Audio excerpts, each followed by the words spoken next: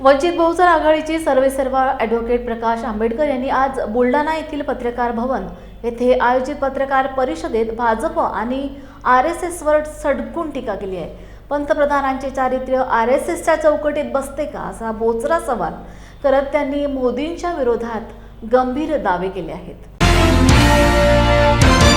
आतापर्यंत RSS यांनी आम्ही राष्ट्रवादी, राष्ट्रभक्त, देश निर्माण करणारे, संस्कृतीला जपणारे, नीतिमत्ता याचे पुरस्कार करणारे जे विश्लेषण आहे ते सगळं विश्लेषण त्यांनी त्यांच्याकडे खेचून घेतलं आणि उरलेले सगळे बदमाश आहेत असं जे चित्र उभं केलं।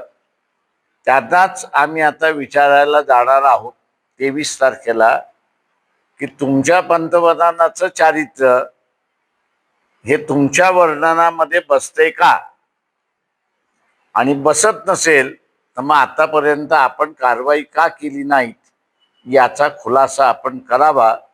याच्यासाठी जे विरोधी पक्ष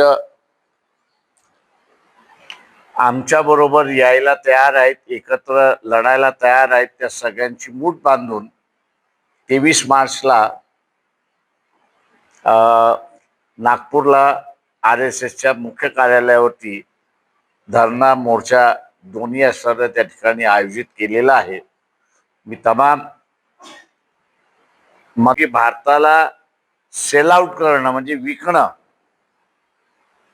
हे केव्हा होतं की ज्यावेळेस समोरच्याकडे आपल्या विरोधामध्ये पुरावा आहे, बदनाम करणारा पुरावा आहे, आणि तो बदनाम करणारा पुरावा दाखवून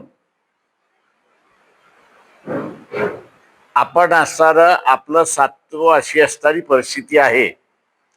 त्याच्यामुळे आमचं समज असा आहे की त्या फाईलमध्ये अधिक माहिती आहे की ज्याच्यामुळे नरेंद्र मोदी यांना ब्लॅकमेल केला जातोय, आणि म्हणून ब्लॅकमेल होणारा पंतप्रधान हा नेहमी देशाला नुकसानकारक आहे असं मी त्या ठिकाणी मानतोय।